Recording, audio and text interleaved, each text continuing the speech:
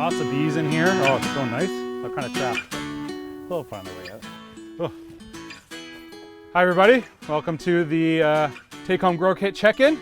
It's just in the tomato jungle here. We're on our, I think, our final week. So, little explanation, I had a big life event last couple of weeks, so I was off with a new baby in the family, Hugo. And while I was gone, some of this stuff got missed. It's a communication issue on my part, but you can kind of see that, you know, even the best of the growers, quote unquote, have a hard time keeping things alive sometimes. So we've got our cucumbers, kale, and beets. We're looking a little rough, and our peas are looking a little rough. They're kind of at the end of their life right now. Anyway, but I've got some backup cucumbers, and we'll look at our beans, and we'll look at our cherry tomatoes that are doing really well. First up is our cucumber. I had two varieties in here. It looks like there's this curly one here. I'm just gonna harvest it right now. Tiny, nice and curled. This one's really tight, so it might, what happened is this probably didn't get enough water at all over the last couple of weeks. We've been in a really bad drought, so these probably dried out really bad before they got water. They're starting to come back to life. You can see the difference in the leaves here of these two varieties. This one is missing some nutrients. It looks like it's not getting enough nitrogen. These leaves are really yellow and dried out and dead. So this definitely is hurting. You could go and trim all of these dead leaves and trim all of this stuff as much as you can and try to save some of this if this is what your cucumbers look like at home. Hopefully they look a little better than this, but you can deal with that as best you can and kind of save them. These ones are probably beyond saving right now, but I'm gonna try and see what happens. So if you've got cucumbers, these ones are great for eating. This is a blonde cucumber. This is a little further along than I like to harvest them. Usually they're a little paler. They're more almost the color of these leaves. They're like a pale yellow. This is totally fine to eat though. Some bigger seeds will be in here. I like to peel them, scoop out the seeds, and then the meat of the cucumber is really good to eat. So that's a perfect little cucumber. That's as big as they get. Some of them can get a little bigger, but yeah, you want to eat them when the skin is a little thinner. If you had good upkeep on this, you probably get 3 or 4. There's another actually baby cucumber here, so I might get one more cucumber out of this. Now, luckily I have some backups on the farm that were getting water. They were in a spot that was a part of the watering schedule. Still a little damage for sure in some of them. And looks like someone built a little makeshift trellis for us, which is really nice. Yeah, I've got 3 cucumbers here. This is looking really good. Again, these are more of a field cucumber. They're not your thin-skinned ones you can eat with the skin. People have preference. You can peel these and eat them, and they're fine. Or I like to eat them with the skin on, a little bit more fiber for you. But yeah, that's 3 cucumbers out of that pot. I see some more flowers here, so we'll probably get a couple more cucumbers at some point. But we're going to keep up with these, and we'll probably give these a feed as well. One more feed at the end of the season, and just to push them over the edge. These will probably start being done. Depending on where you are. Look at the end of this month, you can pull these out of the pot, and you can take your soil and dump it outside someplace or put it into your compost bins. We'll look at not so great one. This is our kale. I mentioned earlier in the season a flea beetle. So it's this tiny little beetle that jumps around, and it really likes brassicas. So brassicas are like broccoli, cabbage, cauliflower, kale, things like that, turnip even. It really likes that stuff. So I was hoping to keep this away from where I've seen it on the farm, the little flea beetle, but it looks like those bugs found this kale and they just munched it to death. And there's really not much you can do.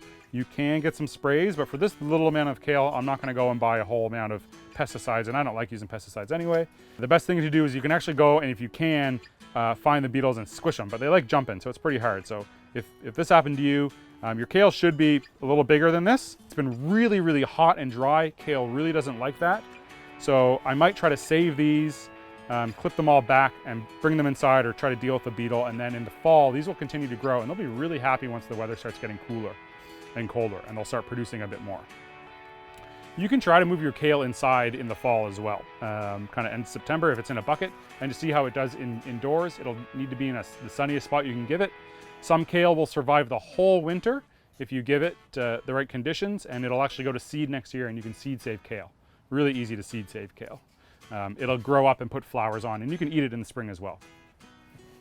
Next up is our beets. Beets look like they definitely got dried out. They've kind of come back to life with a little bit of the watering that we've been doing over the last couple of days.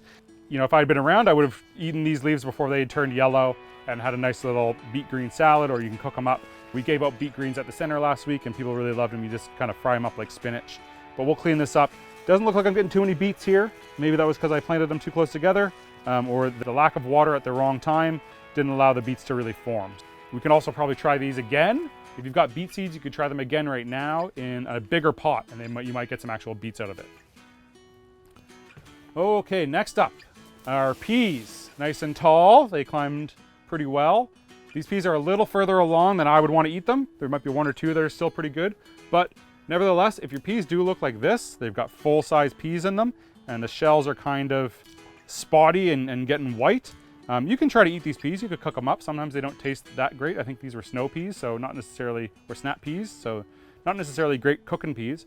But you could take these, take that whole pod, I'll find another one here, this one, put that on your windowsill or in a nice sunny spot or in a paper bag and let that dry out. The whole thing will turn brown, or you can just leave them on the plant even. That's even a better idea. And just let them turn all the way brown, and then you've seed saved your pea seeds for next year. So the peas we grew here are just the dried out kernels from inside here. So you could take these, let them dry out in the pod for sure, and they'll get all shriveled up and kind of turn gray. And then you can put them in a jar and save them for next year. Okay, next up is our beans. Now, beans, we did well. Got a little bug on there, it's been chewing some of the leaves, but beans are pretty tough once they get going. Lots of nice beans. Some of them, again, a little further along than some people like. When the beans actually form inside, you can kind of see that they go up and down. They kind of lose some of their flavor. The plant's taking some of the sugars that would make this really nice and sweet string bean and putting it into producing the actual beans that are inside here. That's not too bad. They still taste great. You can still cook them up. A little bit more protein in this because the bean inside has formed a little bit more.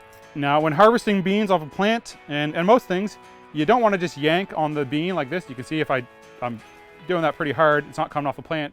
I'm showing you as an example, don't do that. Because what you're going to do is you're going to hurt the plant. You're going to pull the plant, you're going to start dislodging the roots and potentially could rip off a whole branch off the bean plant.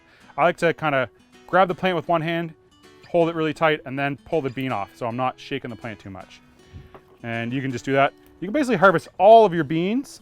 Your bean plant might produce some more flowers, and then you'll get some more beans off of that. But if your plant doesn't have any flowers and it doesn't look like it's producing any more flowers, then your beans are pretty much done for the season. You can leave a couple on the plant if you want. And like I said, same with the peas, you could leave them on the plant, let the bean pod dry all the way out till it's almost like a baby's rattle. You can hear the beans shaking around inside. And then those will be your bean seeds for next year. You can seed save them. Yeah, I've got a bunch of beans at home in my garden, and I love them. You snap off the little top. You can eat them like that as a snack, or I like just cook them up with salt, pepper, and butter, or some oil. You can do them in the microwave for about 45 seconds, I think, with a little bit of water if you want to blanch them. Yeah, really great. I like them just as a snack though. Harvest a bunch of them here. Next up is our cherry tomatoes. So again, we got a little bit of drought damage here, some dry leaves. I'm just gonna snap that off and snap this one off.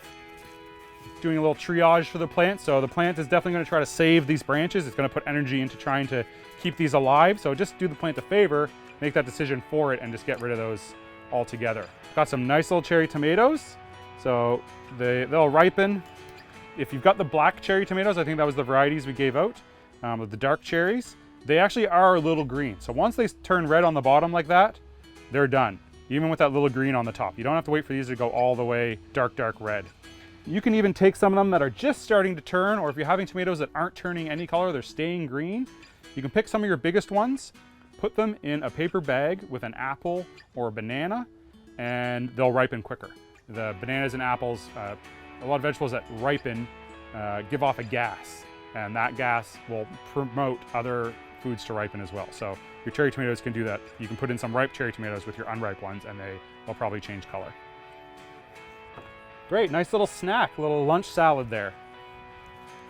Yeah, so your cherry tomatoes, as long as it's hot out and they're still producing flowers, we've got some new flowers up here, you'll get cherry tomatoes. So you should be able to keep this outdoors all the way up until into September. When it starts getting cooler at night, your tomatoes will start being a little less happy. You can move these indoors and try to keep them throughout the winter. They just need a lot of sun, and probably in the darker months, your tomato won't grow at all, but it will still be alive. Always something to try, and your tomato might come back in the spring. You can move it outside again and see what happens. And maybe transplant this whole thing into a bigger pot if you've got it. So thanks for joining us this year in your take-home kits. Hopefully you had some success and you learned some stuff. If you didn't have any success, like with some of my things here, that's totally fine. It's always a gamble sometimes growing stuff, and you should learn something every year when you're growing. So next year, I'm not gonna not grow kale and beets again. I'm gonna try that again and see if I can do it better. Every season is a chance to learn something new about the plants you're growing and get to know them better.